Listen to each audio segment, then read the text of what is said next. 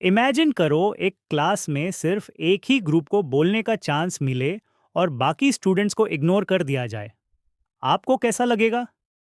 बिल्कुल ऐसे ही एक कंट्री में भी होता है जब पावर शेयर नहीं होती।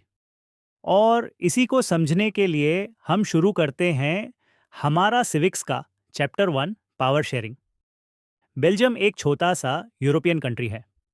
यहाँ 15% डच स्पीकिंग, 40% फ्रेंच स्पीकिंग और 8% जर्मन स्पीकिंग लोग हैं।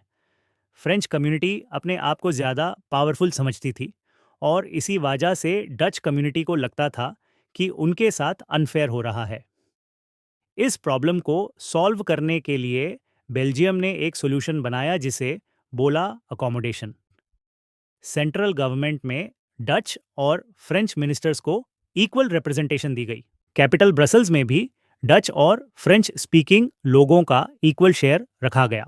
स्टेट गवर्नमेंट्स को अपने अपने डिसीजंस लेने का पावर मिला। हर लैंग्वेज कम्युनिटी के लिए अलग कम्युनिटी गवर्नमेंट बनाई गई जो कल्चर, लैंग्वेज और एजुकेशन के इश्यूज सॉल्व करती थी। रिजल्ट, हर ग्रुप को रिस्पेक्ट मिली और पीस बनी रही। श्रीलंका में 74% सिन्हाला स्पीकिंग मेजॉरिटी थी जो मोस्टली बुद्धिस्ट थे। तमिल पॉपुलेशन में श्रीलंकन तमिल्स 13% और इंडियन तमिल्स 5% थे। 1956 में गवर्नमेंट ने पास किया सिन्हाला ओनली एक्ट। इसमें सिन्हाला को ही ऑफिशियल लैंग्वेज बनाया गया। जॉब्स और एजुकेशन में भी सिन्हाला लोगों को प्रेफरेंस मिली। रिजल्ट, तमिल्स को डिस्क्रिमिनेशन फील हुआ। उन्होंने अपना अलग स्टेट तमिल ईलम मांगना शुरू कर दिया। इस वजह से सिविल वॉर हो गया जो काफ़ी लंबी चली। अब क्वेश्चन आता है, पावर शेयर कैसे किया जा सकता है? इसके 4 में फॉर्म्स हैं। 1, लेजिस्लेचर, एग्जीक्यूटिव, जुडिशियरी। पावर अलग ब्रांचेस में डिवाइड होती है। डिफरेंट लेवल्स ऑफ गवर्नमेंट, जैसे सेंट्रल और स्टेट गवर्नमेंट्स के पास अलग पावर्स होती हैं। डिफरेंट सोशल ग्रुप्स, जैसे लिंग्विस्टिक, रिलीजियस या कम्युनिटी ग्रुप को रिप्रेजेंटेशन देना। Political parties and groups, democracy में पावर अलग अलग पार्टीज और प्रेशर ग्रुप्स के बीच शेयर होती है। बेल्जियम ने पावर शेयर करके यूनिटी बनाई और श्रीलंका ने मेजॉरिटी रूल फॉलो करके अपने सिटीजन्स को एलियनेट कर दिया। पावर शेयरिंग क्यों ज़रूरी है? डेमोक्रेसी में हर सिटीजन को पार्टिसिपेट करना चाहिए। ये फेयर और जस्ट होता है। एक ग्रुप के पास ज़्यादा पावर हो तो कॉन्फ्लिक्ट्स बढ़ जाते हैं। पावर शेयर करने से पीस और स्टेबिलिटी बनती है। इसीलिए कहते हैं power sharing is the spirit of democracy. समझ तो हम गए। अब थोड़ा प्रैक्टिस करते हैं क्वेश्चंस के साथ ताकि कॉन्सेप्ट और क्लियर हो जाए। Which country followed the policy of accommodation? A India, B Belgium, C Sri Lanka, France. The correct answer is Belgium. What percentage of population in Belgium speaks Dutch? A 40%, B 59%, C 74%, D 18%. The correct answer 59%. Sinhala was declared as the official language of Sri Lanka in which year?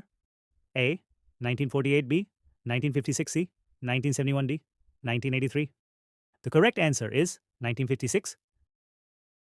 Power sharing helps in A reducing conflicts, B increasing dictatorship, C ignoring minorities, D making one group dominant.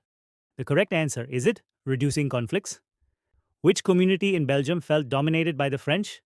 A German, B Dutch, C Sinhala, D Tamil. The correct answer is Dutch. Short questions. Question 1. Why is power sharing important in democracy?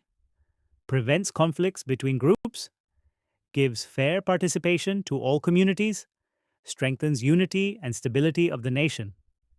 What is the difference between Belgium and Sri Lanka's approach? Belgium shared power among communities. Sri Lanka ignored minority Tamils. Belgium remained peaceful. Sri Lanka faced conflict. Question 3. Explain the concept of accommodation in Belgium. Equal representation of Dutch and French in government community governments for language, culture, education, state governments with their own powers. Question 4. What were the demands of Sri Lankan Tamils?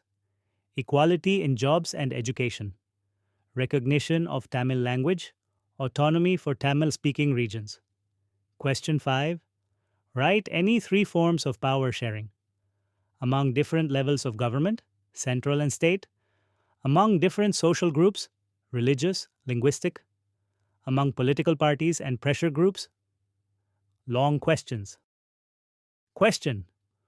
Explain the four features of Belgium's accommodation. Equal number of ministers from Dutch and French in central government. Equal representation of Dutch and French in Brussels state governments, given separate powers. Separate community governments for language, culture, and education. Question 2. Describe the majoritarian policies of Sri Lanka. Sinhala declared as the only official language, 1956, preference to Sinhala speakers in jobs and education, Buddhism given special protection, Tamils ignored in decision making, felt discriminated. Question 3. Why is power sharing desirable? Reduces possibility of conflict, gives fair share and respect to all communities, ensures unity in diversity, strengthens democracy by preventing dictatorship, builds trust among citizens. बस दोस्तों, आज के lesson के लिए इतना ही। अगर आपको video पसंद आया तो लाइक और सब्सक्राइब करना मत भूलना। अपनी पढ़ाई में फोकस्ड रहिए, क्यूरियोसिटी बनाए रखिए और हमेशा नए टॉपिक्स एक्सप्लोर करते रहिए, सीखते रहिए, समझते रहिए और अपनी नॉलेज से डिफरेंस लें। मिलते हैं अगले वीडियो में। तब तक के लिए keep learning and stay curious.